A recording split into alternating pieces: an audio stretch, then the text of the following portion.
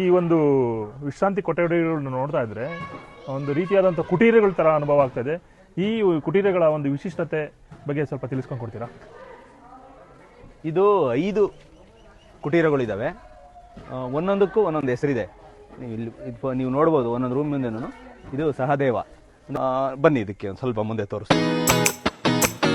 ಕುಟೀರಗಳ ಬಗ್ಗೆ ಹೊರಗಡೆ ತೋರಿಸ್ತಾ ಇದ್ದೀರಾ, ಒಳಗಡೆ ನಮ್ಮ ಕುತೂಹಲಕಾರಿಯಾದಂಥ ವಿಶಿಷ್ಟಗಳ ಬಗ್ಗೆ ತಿಳಿಸ್ಕೊಡ್ತೀರಾ? ಖಂಡಿತ ತಿಳಿಸ್ಕೊಂಡು ಕೊಡ್ತೀನಿ.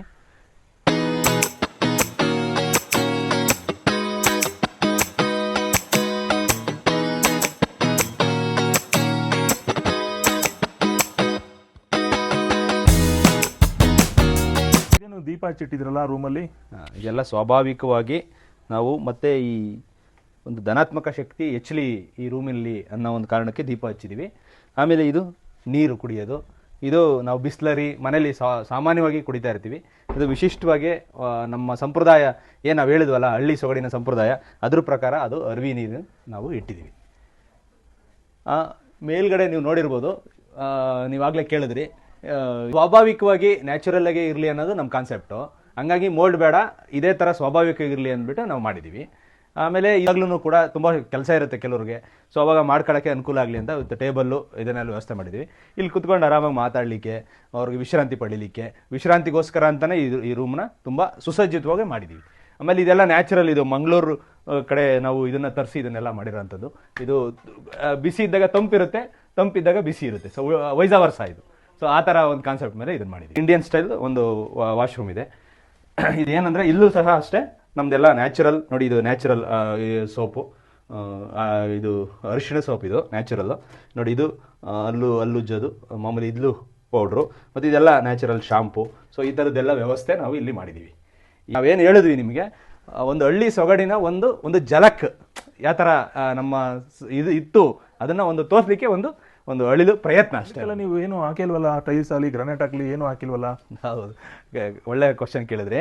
ಇದೆಲ್ಲ ನ್ಯಾಚುರಲ್ ಆಗಿ ಇರಲಿ ಅಂತ ಒಂದು ಕಾನ್ಸೆಪ್ಟ್ ಮೇಲೆ ಮಾಡಿದ್ದೀವಿ. ನಾಟಿ ಹಸುವಿನ ಸಗಣಿಯಿಂದ ಇದನ್ನು ಸಾರಿಸಿ ನಾವು ಇದನ್ನು ಧನಾತ್ಮಕ ಶಕ್ತಿ ಹೆಚ್ಚಲಿ, ರೋಗ ನಿರೋಧಕ ಶಕ್ತಿ ಹೆಚ್ಚಲಿ, ಇಲ್ಲೊಂಥರ ನೆಮ್ಮದಿಯ ವಾತಾವರಣ ಇರಲಿ ಅನ್ನೋ ಕಾನ್ಸೆಪ್ಟು. ನಾನು ಆಗಲೇ ನಿಮ್ಗೆ ಹೇಳಿದ್ದೆ, ಇಲ್ಲೇನು ಕಾನ್ಸೆಪ್ಟ್ ಇದ್ರೂ ದೈವಿಕವಾಗಿ ವೈಜ್ಞಾನಿಕವಾಗಿ ಎರಡನ್ನೂ ಅರ್ಥ ಕೊಡೋಂತಹ ಒಂದು ಮೂಲಭೂತ ಸೌಕರ್ಯವನ್ನು ನಾವು ಇಲ್ಲಿ ರೂಪಿಸಿದ್ದೀವಿ. ಲೈಫಿನ ಜಂಜಾಟ ಸಾಕು ಅನ್ನೋದ ಒಂದು ವೇಗದ ಬದುಕಿಗೆ ಒಂದು ಸಣ್ಣ ವಿರಾಮ ಹಾಕೋದಕ್ಕೆ ಈ ಜಾಗ ತುಂಬ ಚೆನ್ನಾಗಿದೆ. ನೋಡಿ, ತುಂಬ ಸುತ್ತ ಇಲ್ಲಿ ಹೊರಗಡೆ ಬಂದ್ರೂ ಸಹ ನಿಮಗೆಲ್ಲ ಎಷ್ಟು ಹಸಿರಾಗಿದೆ, ಹಕ್ಕಿಗಳ ಚಿಲಿಪಿಲಿ ಗಾನ ಕೇಳಿಸ್ತಾ ಇದೆ, ಪ್ರಶಾಂತತೆ ಇದೆ. ನೀವು ಇಲ್ಲಿಗೆ ಹೋಗಿ ಬಂದ ಮೇಲೆ ಖಂಡಿತವಾಗ್ಲೂ ನಿಮಗೆ ಆ ಒಂದು ಫೀಲ್ ಬಂದೇ ಬರುತ್ತೆ.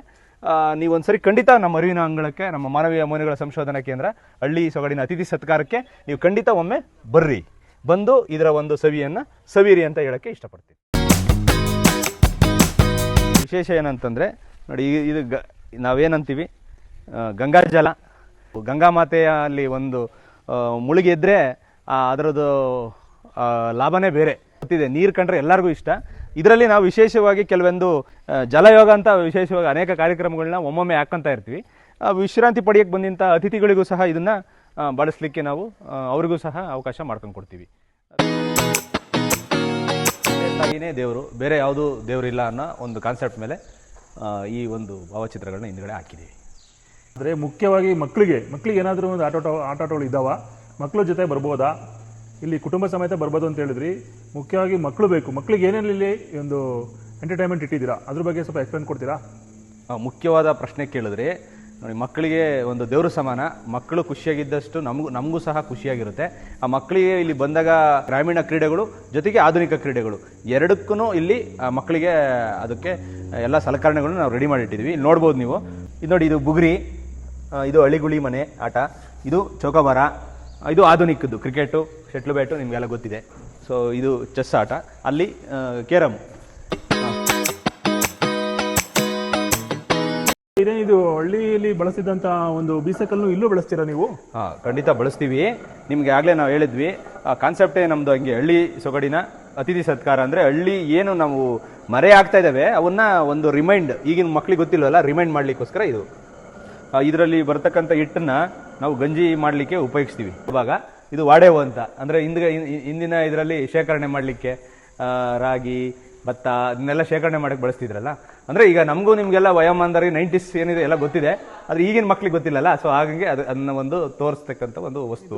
ಮೊಸರು ಕಡೆಯೋದು ಅಥವಾ ಮಜ್ಜಿಗೆ ಮಾಡೋದಂತಾರಲ್ಲ, ಇದೇನಾ ಇದು? ಖಂಡಿತ ಅದೇ ಸ್ವರದ ಉತ್ಪನ್ನಗಳನ್ನ ನಾವು ರೆಡಿ ಮಾಡ್ತಾ ಇದ್ರು, ಅದನ್ನು ನ್ಯಾಚುರಲ್ ಆಗಿ ಮಾಡ್ತಾ ಇದೀವಿ. ಇದು ಮಾಡೋದ್ರಿಂದ ಆ ಮಹಿಳೆಯರಿಗೆ ಒಂದು ಆರೋಗ್ಯನೂ ಸಹ ಚೆನ್ನಾಗಿರುತ್ತೆ ಅನ್ನೋ ಒಂದು ಕಾನ್ಸೆಪ್ಟ್ ಮೇಲೆ ಮಾಡಿದ್ದೀವಿ. ಇದೆಲ್ಲ ಈ ಥರ ಜೋಡಿಸಿದ್ರಲ್ಲ, ಅದೇನು ಒಂದು ಒಳ್ಳೆ ಒಂದು ವಾತಾವರಣ ಕಾಣಿಸ್ತದೆ ಇಲ್ಲಿ.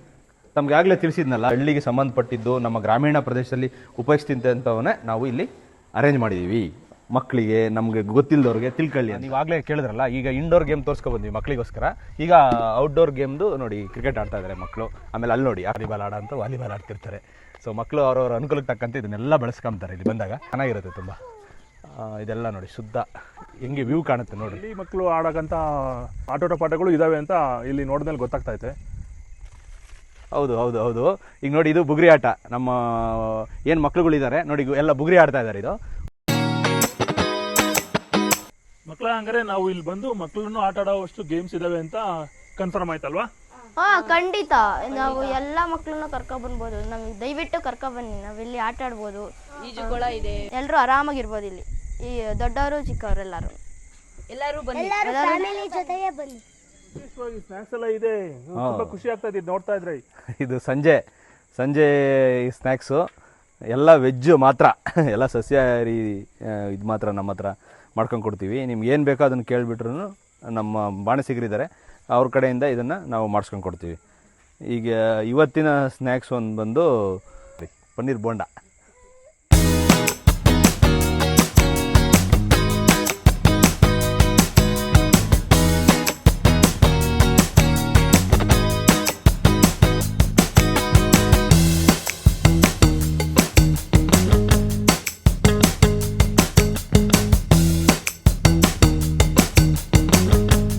ಲಾಟಿನ್ ವಾಕ್.